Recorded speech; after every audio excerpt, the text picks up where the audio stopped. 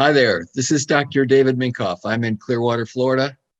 My clinic is LifeWorks Wellness Center, and I have a company called bodyhealth.com. And I want to talk to you today about health and how to grow old and enjoy it the whole way.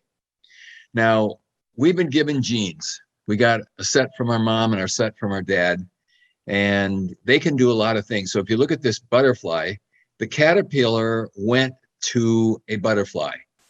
The genes didn't change, but what happened was the expression of these genes changed.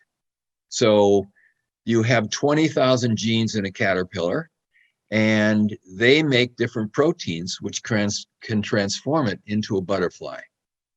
Now, in us, we have about 30,000 genes, and from genes come proteins, and it's estimated that in our bodies there's between 80,000 and 400,000 different proteins.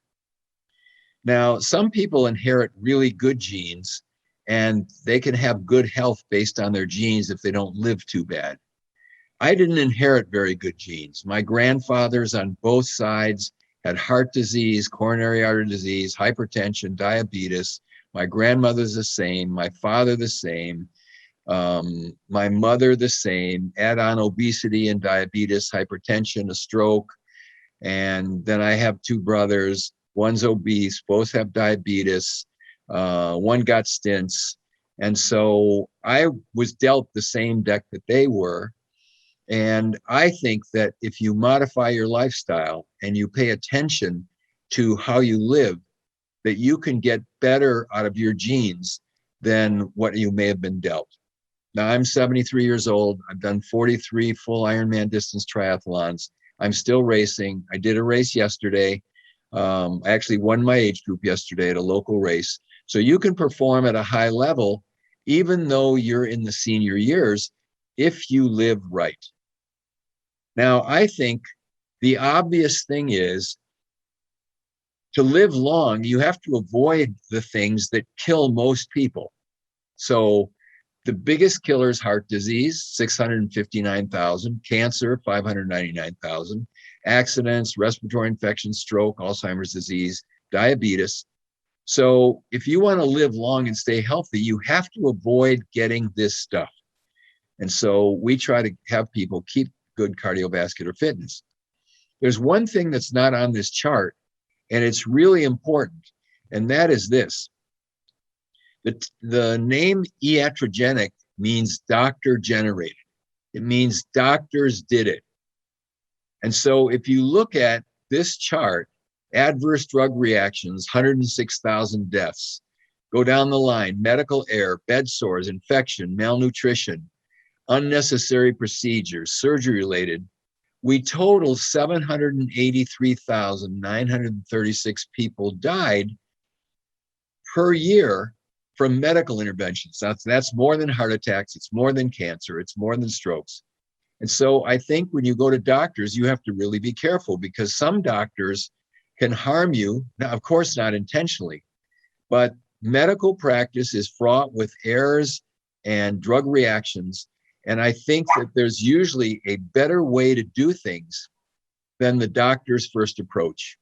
So a naturopath, a chiropractor, a nutritionist often can suggest things, or an MD who's nutritionally oriented can suggest things that will get you farther with less danger.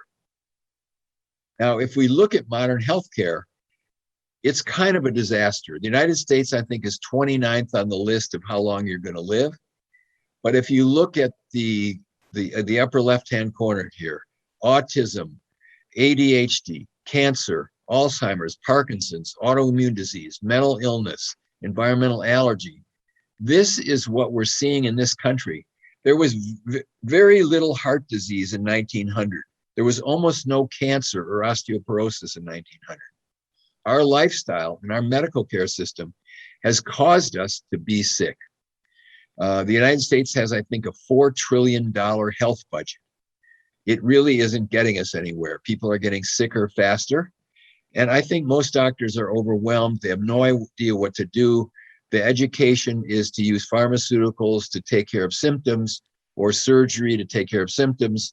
And while sometimes that can be helpful in the short run, it isn't very helpful in the long run. Our food supply is poisoned. Drug sales are the highest in history. Vaccine sales in the last year have been the highest ever, ever, ever. And the other thing that's happened is that many foods that were staples for thousands of years, you look in the Bible, bread is the staff of life. They ate milks from goats and sheep, that many people now can't eat these foods because they're toxic to our bodies. So in the environment, there's about 80,000 toxins that never existed. They haven't really been tested for health. So you can't be healthy if your cells are chemically poisoned. Currently, autism, 1 in 57. This never existed 50 years ago. ADD, asthma, allergy, diabetes, obesity, depression, cancer, 1 in 2, dementia. The average 28-year-old shows signs of early dementia. So part of our problem is the environment. Our planet we've damaged. Probably the best example is glyphosate. Glyphosate is Roundup, or the main ingredient in Roundup, and it's taken a severe toll on health. If you look at the graph on the left, those were the estimated glyphosate usage in 1992. If you look in 2014, the brown scatter is all the glyphosate, millions and millions of tons used. I measure glyphosate levels on every patient that I see. Every patient has glyphosate in their body. This one is particularly high. Glyphosate is a global toxin. It poisons plants. It poisons bacteria. It blocks enzymes in our bodies so that you can't make vitamin D. You can't detoxify. It binds important minerals like iron and cobalt and manganese. It blocks amino acid synthesis. It blocks sulfur synthesis. It's an antibiotic, so it kills your good bacteria. And if you're not eating organic food, you're getting glyphosate in your diet. Maybe one of the biggest problems is that it breaks down the tight junctions between the cells in our gut and the cells in our brain. And so many people have leaky gut. That means that bacteria and toxins are going into their body when they're not supposed to. And many people have a leaky brain, which means they suffer from brain fog or memory loss or depression or anxiety or can't sleep. And it's because toxins are getting past the blood-brain barrier and into their brain and nerve tissue. Now, here's just an example of how toxic glyphosate is. So if we look at glyphosate usage, this is the number of tons used on crops up to 2008. Look at the incidence of thyroid cancer. Whoops, go back. Look at the incidence over here of diabetes. If you go down in the left-hand corner, renal disease, urinary bladder cancer, these are associated with glyphosate in the environment. And so major problems occur because of this toxin. So if you poison the food, then you poison the gut, then the poisons get into our system, and then we get sick people. The other half of this, so half of it is, or the third of it, is watch out for doctor-based treatments. Number 2, watch out for toxins in the environment. And number 3, make sure that you get the essential nutrients that your body needs. So there's 90 essential nutrients. Our cells need these things in order to function. We need amino acids and vitamins and minerals and a source of calories and water and also essential fats. And if we don't get them, our bodies won't perform right. Here's just a couple examples. This is a panel showing serum amino acids. These first 9 are essential. They should be up here. And then here is lysine, methionine, tryptophan, all low, phenylalanine low, theanine low. Body can't function with low levels of nutrients. It will either be tired or it won't work right, or it'll be more prone to get some kind of disease. There's another one. This is a disease state in this person where their level of red blood cell potassium and magnesium were very low. Calcium was too high. These guys are sick. Now you might say, is there a straw that breaks the camel's back? Is someone living a normal life, and then all of a sudden one night in the middle of the night, they get a heart attack and they die. No, it's not that way. They've been gradually accumulating toxins and nutritional deficiencies for years, and finally the system couldn't cope anymore and it just fell in. So it's the accumulated toxins and nutritional deficiencies that weaken the body and make someone sick. The people who suffer from COVID have nutritional deficiencies and accumulated toxins, and that's why they die. So we're all being exposed to this. We have to alter our lifestyles if we're going to get anywhere. Now, I see a lot of people in my clinic who come from all across the United States because they have chronic unsolved medical problems. Our average patient has seen 13 doctors, and usually about 85% of the time we figure out what's wrong with them. And so I look for root canals. They're often toxic. Mold toxins, Lyme and co-infections, bad diet, sleep, radiation, EMF exposure. Many people have parasites in a toxic gut. Most people have amino acid deficiencies. Most people have mineral deficiencies and hormone deficiencies. And they have chemical and heavy metal toxicities. And they have these infections, which are low grade. They might be viral, bacterial, or mycoplasma. But this is my list of what I'm looking for in a patient who comes, who's been unsolved. And usually the doctors that have seen them have not really carefully gone through this list. And when we find what's wrong, we are able to help them. So as a general thing, eat organic. Organic meat, organic fruits and vegetables are the best things. Avoid processed foods. It comes in a box or a package, don't eat it. Avoid plastic containers and cookware with chemicals. Drink reverse osmosis water. Filter your shower water. Where I live, the groundwater has a lot of chemicals in it. And if you don't filter it, when you shower with hot water, it will go in through your skin. Watch the personal care products that you use. This website, EWG, its environmental working group, has a whole list of shampoos and lotions and body creams and things like that, which are all, they test them for safety. Sauna 3 times a week is a really good idea because it gets you to sweat. You have to poop every day. Only see a biological, natural dentist. Regular dentists are going to use toxic materials and they can harm you. I think people should get outside every day. You have to get enough sleep, enough exercise, not too much of either one, and then supplement with amino acids and fish oil and greens and magnesium and iodine. These are the big deficiencies that we see in people. I think you have to see a practitioner that's going to be able to test you to find out what's going on. Most people don't know that they're actually sick already. And when something happens, it seems like it just happened. But if you tested that person 3 months, 6 months, 5 years before, you would have found problems in their blood, with their urine, with their saliva. And so we do a whole panel where we're looking for normal, regular blood tests, which are risk factors for cardiovascular disease. We look at their hormone levels. We look at environmental toxins. We do a poop test. Do they have enough enzymes to digest their food? Do they have inflammatory markers? Do they have parasites? Do they have enough good bacteria? Do they have bad bacteria? You can't do this with just a muscle test or just a regular physical exam. If your doctor's not testing you, you're getting an incomplete look. There's some new information on these things called plasmalogens. They're antioxidants that protect your cell membranes from getting damaged. And some of the worst cell damage occurs with brain cells and neurons. And people have been able to reverse Alzheimer's disease by correcting plasmalogens. So it's important to remember the environment is toxic to living cells. We have 100 trillion cells in our body. Waiting till you feel bad's too late. You should fine tune a couple times a year. Most cancers and heart attacks are preventable. They're discoverable early where they can be treated well. Another big factor in health is metabolic health. What does that mean?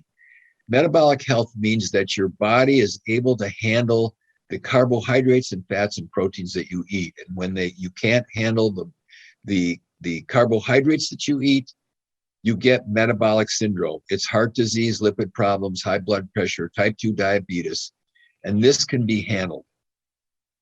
This is a graph. This is health risks based totally on one thing, and it's a blood test called hemoglobin A1C.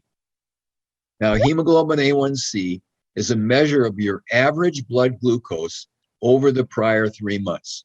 And so up here on this top line, you have a hemoglobin A1C less than 4.5, 4.5 to 5, 5.5 to 5 to 5.5, and up to greater than 6.5. Diabetics may run 6.5, 7.5. I saw somebody last week who was at 12. Now, if you look at all-cause mortality, like this is your chance of dying, when you have a hemoglobin A1C below 5.5, it's in the 5 to 8% range, or 8 per thousand. When you start getting up here in the diabetic range, it's 3 to 4 to 5 times higher. So if you want to live a long time, you have to control your blood sugar. What blood sugar do you need? Well, if you keep your hemoglobin A1C in the 5 or below range, that means your average blood glucose is 97, you're going to be okay. Now, this is easily measured with what's called a transcutaneous glucose monitor. And that monitor is something that you stick on your skin, and it gives you a readout on your phone of what your blood sugar is. And this is an example from me. Because of my family history and my genes, I have to really be careful about the carbohydrates that I eat. So if I eat green and red vegetables and meat, fish, and eggs, and nuts and seeds, I can keep my average blood sugar in the low 90s. That gives me a hemoglobin A1C around 5. This is an example of eating 1 cup of blueberries in a smoothie. It took my blood sugar from about 98 to 158. That's too high. I got to be very careful with fruit. Things like potatoes, I just avoid because they kick my blood sugar up too much. Now, if you take care of yourself, you can end up doing better than your genes. So this is a gene test.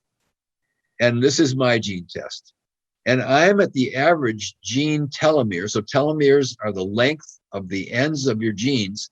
And the shorter your telomeres, the shorter your life. And so I tested out, I'm age 73, but what an average 40-year-old is. So that's pretty good. So I'm aging slower. This is another test which gives me a measure of my immune system. And my age is 73, but my immune system is testing at 53. So I have a 20-year backward or regression of my age, all based on lifestyle, not on genes. So if you see a practitioner who can help you work with this kind of thing, you can anti-age yourself, truly. Your telomeres can get longer, your immune system can get healthier, and you can improve your overall length and quality of life. So at 73, you can do Ironman triathlons. I recommend this book to you because it'll tell you about proteins and how important they are. This is another program that if you go to bodyhealth.com, which is our website, one of our websites, you can get a weight loss program where you won't lose lean muscle mass, but you'll lose weight really well. So what are the successful actions? Well, you have to do what young people do.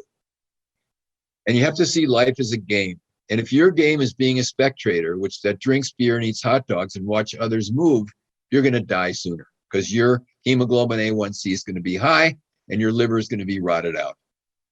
So be a player, participate and try to win. I can tell you my life's better at 73 than it was at 53, and I fully expect it's going to continue to improve.